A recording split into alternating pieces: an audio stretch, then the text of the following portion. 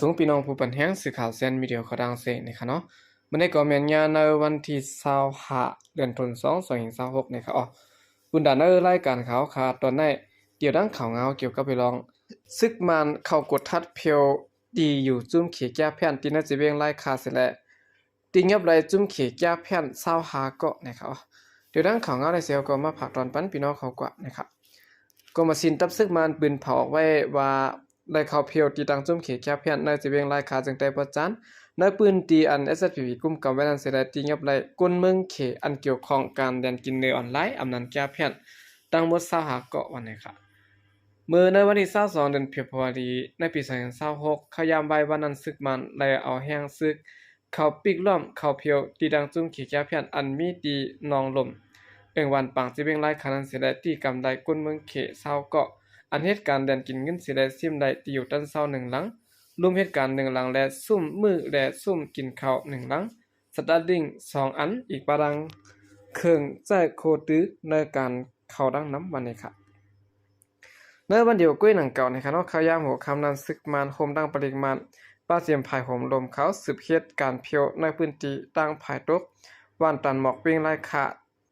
เตียนกระเวียงอยู่หมอก2เฮง5กิโลเมตรเสียแล้วตีเงียบไรก้นเมืองเขียนเกี่ยวข้องการเดินกินเงินตั้งออนไลน์แทงหาเกาะนะครับกวนเสื่อนยาซึกมันเขาเพียวตีเงียบในไรหูว่าเปลี่ยนก้นเหตุการณ์ก่อสร้างในดังก้นหอกาตีเมืองเขตเสียแล้วยันไปมีได้อยากเผิดลองเงินลองต้องเสียได้หาการผ่านดังวิเศษเสเจ้าเขตเจอในลูกดีเวง12ปันนาเมืองเขตเสียแล้วเข้ามาในเวียงปังซ้างเล่นพองงำว่าลอยอ่ำจ้อมมามีเสไว้นั้นก็เข้ามาเหตุการณ์แก้แพ้นตีเวียงเมืองใหญ่และดังเวียงไล่ขะนะคะก็มาสินซึ่งมันออกข้อเป็นผาไว้ว่าเองเนอก้นเสื่อนถูกที่เงียบนั้นรัดเนว่าเขามาเหตุการณ์ที่ห้องแก้แพ้นอันมีตีหิมวันนองลมจะเวียงไล่ขะ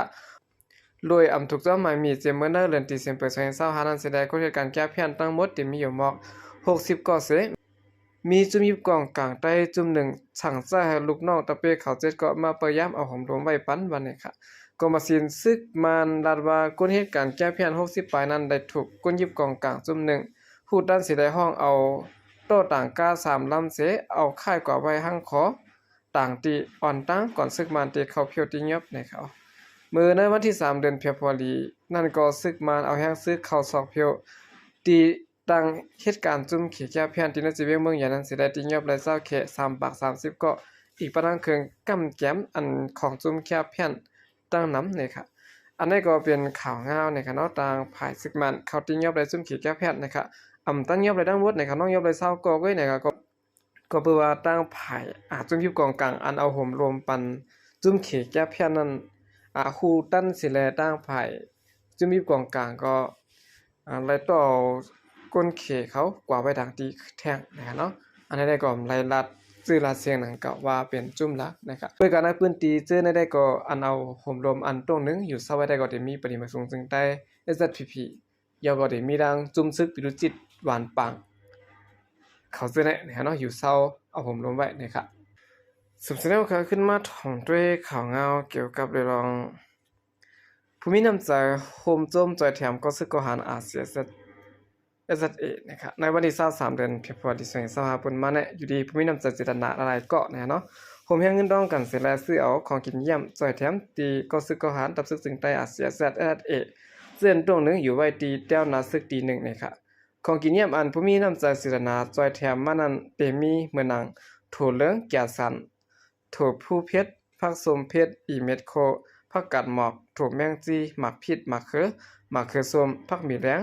น้ำมันกินเก๋ของหวานถั่วเน่าและของกินเยี่ยมหลายรองตัวแมนสร้างเงินอยู่ที่3ด้าน275,000เฮงเปียวันนี้ค่ะอยู่ดีภูมิบุญพรในด้านก็ซึกก็หันอาเซียZAก็ยินจมขอบใจอย่านำถึงภูมินำใจสิดันนะเพิกสินข่าวใส่กูก็กูเจ้าได้แต่ว่าอยู่นะครับอันนี้ก็เปลี่ยนรองตรงหนึ่งเนี่ยเนาะคนเมืองและจอยแถมก็ซึกก็หันอาเซียZเขานะครับแต่สินในก้อยหมู่ก้าในวันที่24เดือนธันวาคม2026นี่นะครับเนาะยามวัน3โมงนั้นผู้ประลงของเสียวขึ้นจึงได้รับซึกจึงได้อาเซียZAนะครับจอมซึกลงเสียซึกขอบแถวถึงตีวันหน้าต่อเก่งคำจีเวงกุนเฮงและมีประเมกุนเมืองเอาดังกาพิญญาพิงทุ่งโจมฮับตอนตีดังเข้าวันนะครับอันนี้ก็เป็นข่าวเงาเนี่ยครับเนาะดังรองตรงหนึ่งดังภายรับซึกจึงได้อาเซียZเขานะครับ สำซึกหลวงจะยอดซึกนะครับลองในโล่งตรงหนึ่งในเป็นตีนะครับสืบเสนอการขึ้นมาถ่อมด้วยข่าวเงาเกี่ยวกับเลยลองก้นไปเพชรซื้อแห่งปลายได้เจเวงหมอกใหม่โดดังจอยแถมขนมตังกินมาเนี่ยครับแต่ห่างเรือนเพียบพอดีในมาปางตึกตั้งกันตู้หลงเจเวงหมอกใหม่จึงได้ปอดจานนะครับเนาะเย็นไว้สีตาก้นไปเพชรซึกไปจางปอกมือเฮินขึ้นโดดังจอยแถมขนมตังกินไว้นะครับแต่ในวันที่1เดือนกันยายนมาในซึกมาดังปิตุสิตปะโอเพียนโอเนี่ยเนาะไล่โทซึกจูเงางุนตับซึกปะโอเพียนเนาเอเนี่ยอันมีดังวานปางมักกันตู้หลงเว้งหมอกใหม่เสียแล้วเฮ็ดให้กวนวาน5วันโหกวนเหียงไปไล่เงื่องไปเพศซึกเนี่ยครับกวนวันเหียงไปอันไล่ไปเพศซึกอยู่ย่ามเดียวนั่นนะครับเปลี่ยนกวนวันหำปัวนะครับแล้วก็วันนองเฒ่าเนาะและดังวันปางมักซึ่งไหนนะครับเงื่องไปเพกว่าอยู่ดังวันนาฮีย่ามเดี๋ยวในโหลดังจอยแถมขนำตั้งกินไว้นะครับนางยิ่งจอยแถมก้นไปเพศซึกลัดกว่าที่ดังสื่อข่าวพุทธฮอกว่าเนื้อปางบากในเตมี5วันนะครับก้นวัน5วันนั่นโหก้นเตมีเห่งไปนะครับตอนเดี๋ยวในไล่โฮมกันอยู่ไว้ตีวันนาฮีอันไปเพศซึกไว้ในเปลี่ยนก้นเท่าแลลูกอ่อนกำปานน้ำเมื่อเลี้ยวเปลี่ยนข้าวใหม่มาเย่าแลในปืนตีนั่นมีน้ำเนี่ยเนาะโหลดังจอยแถมขนำตั้งกินไว้นะครับ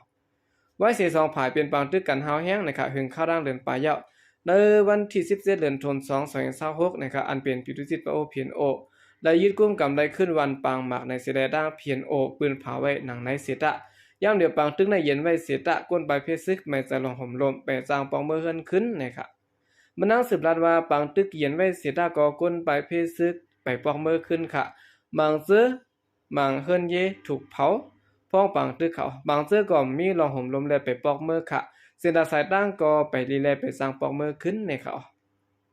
ก้นปลายเพเฮงปลายนั่นในขณะไรเงื่องอยู่ไว้ตีเกี้ยวหมุนเจ้าโฮยันสอนลีกห้องหอเดดังปลายอยู่เฮิรนเยปีน้องจำเจอไว้ยันเบอร์น้ำหาหยับน้ำกลุ่มทนแดก้นเท้าเดดังดุอ่อนอันไรปลายเพซึ่งไว้จะนั่นจางเป็นตั้งเป็นต้องกอดต้องแห่ไรแม่สายป้าอยู่ลีไว้ป้าก้นจะแถมก้นปลายเพซึกดัดนี่หนังไหนมือในวันที่14เดือนธันวาคม2026นั้นซึกมันอันปักตะไว้ตีภายตกน้ำป้อนนะครับเนาะลามยื้อขึงกองลงมาที่นั่งกันตู้หลงละลายกำนะครับเฮ็ดให้หมากซึกมาในตกเตอก้นปลายเพศซึกตา2เกาะเป็นดุกอ่อนอายุ10ขวบก้อนหนึ่งและนางยิ่งอายุ40ปีปลายก้อนหนึ่งและดูตายจ้อมนะครับอันนี้ก็เป็นข่าวเงาก้นปลายเพศซึกตาเฮงปลายนะครับอันมีที่น่าจะเวียงหมอกใหม่โดดังซอยแถมไว้นะครับ